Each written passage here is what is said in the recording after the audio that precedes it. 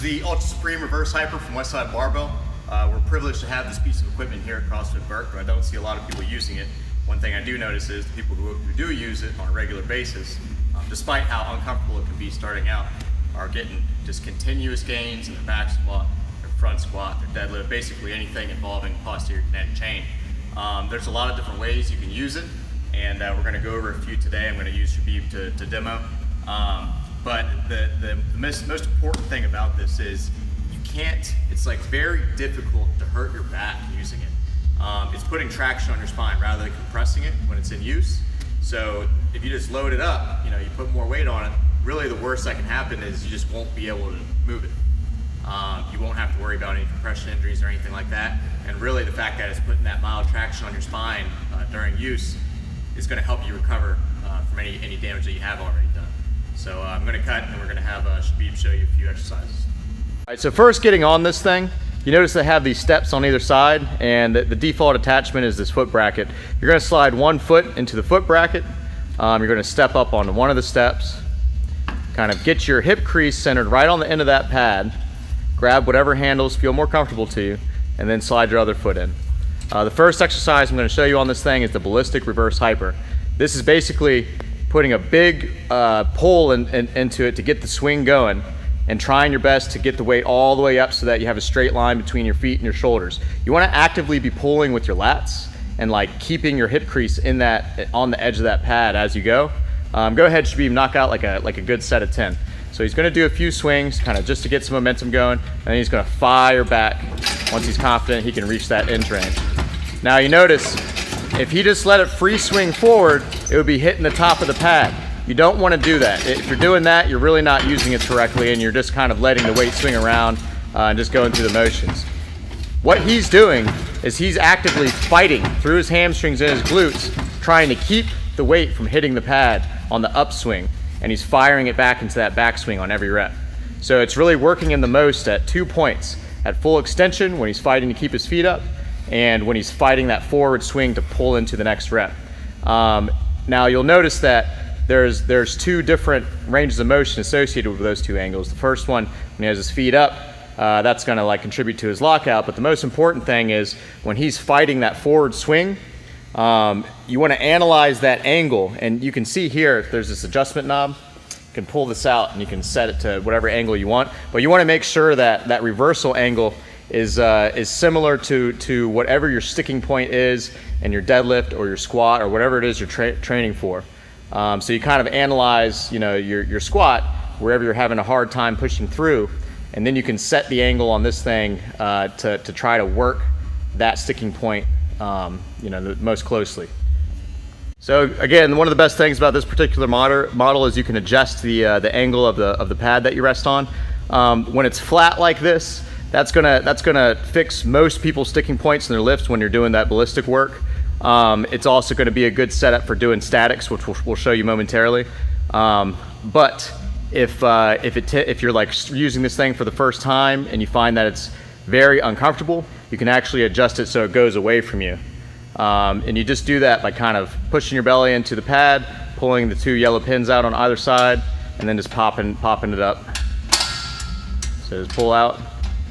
There you go, and then let it click back into place. So again, this angle, it's going to make it a lot easier on your stomach. Some people have a lot of like discomfort when they hop on this thing. This will alleviate a lot of that. It also does not pull your legs under quite as much on the forward swing.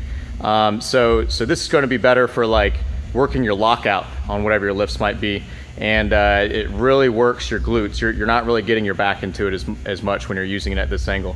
If you bend it back the other way, it's the same thing. Kind of push into it, pull those handles out. I'm just going to lean it back the other way. Good. This is actually going to pull your legs under a good amount more. So that's going to be good at working your first pull, getting your weight off the ground if you're doing your deadlifts or just getting out of the hole of your squat. It really kind of rounds your back a little bit.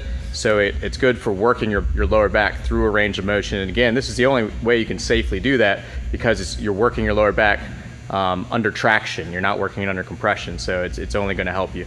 It's a good way to get a good healthy pump in your lower back without getting that associated pain that comes with that compressive force and shear force. Go ahead and set it back to flat, Shabib. We're going to show you another exercise you can do on this thing. It's just a static reverse hyper. You're not gonna be able to use nearly as much weight when you're doing these, but they're actually really good for injury prevention. So Klokov, he does a version of these without a reverse hyper. And it's just a good back arch. You're just holding the weight up for like sets of 20, and you can work up in weight. Again, this is a good one for injury prevention, just kind of getting your back used to that upright angle. All right, go ahead and relax, Shabib.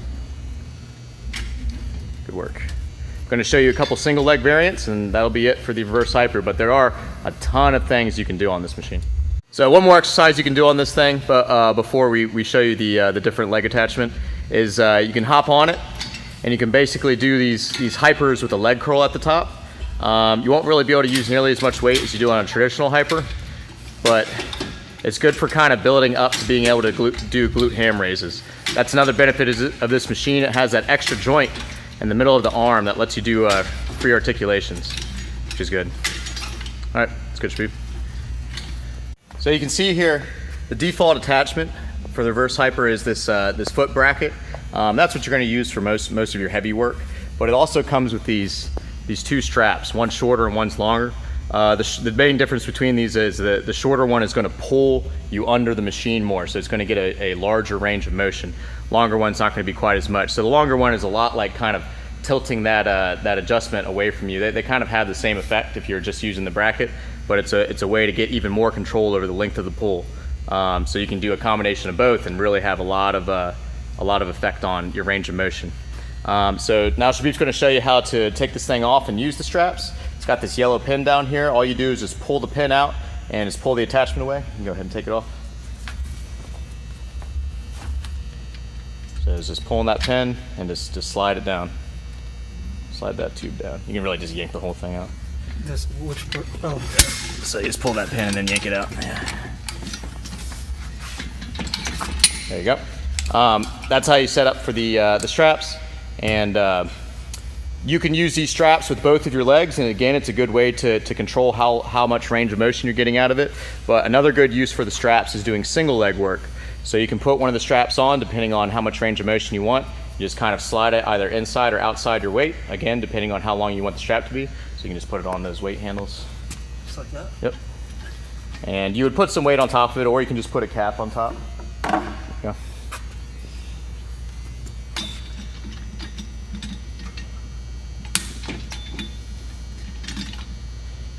Now, when you're doing single leg work on this machine, you actually move both of your legs at the same time. Only one of the legs is going to get load. So you're going to put one foot in the strap. You're going to use the step to get your hip crease onto the end of the pad and grab the handle and set up like you normally do, but you're only going to have that strap around one leg. So only one of your legs is going to be getting work with resistance, even though both legs are going through the same range of motion. So go ahead and put one foot through the strap, Shabib. Go ahead and step up on the step, get your hip crease on the end of the pad. Oop. Go ahead and try that again. Yeah, just keep like a leg curl on as you're getting up. And then you can kind of wiggle it into the right spot as you need it. Good.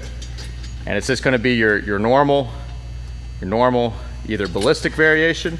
Again, only one leg is getting loaded. Or you can do your static. Go ahead and do a static and hold. So you're just statically working that left leg there. And go ahead and relax. Good. These single leg variations, these are best for if you have like some kind of strength discrepancy between your left and right side. And again, you can target your hamstring more by doing the curls. You can target like your static lower back strength more by doing those holds. If you know that you're a little bit bigger on one side of your lower back than the other, you can work the smaller side with those ballistics. That's a good way to build up your lower back. But that's it. Hopefully I gave you some ideas on how to use this thing. Good starting protocol for anybody is to work it in 2 days a week at the end of whatever else you're doing that day, and have one day where you're going heavy, maybe like 2 to 4 sets of 10, and have another day where you're going light for a lot more reps, maybe sets of 20. 2 to 3 sets of 20, and use weights that allow you to do hit those ranges. For static work, I wouldn't do that more than like once a week, and again, maybe no more than like 5 to 10 sets of 20 seconds working up in weight. And that's it. Hope you enjoy, guys.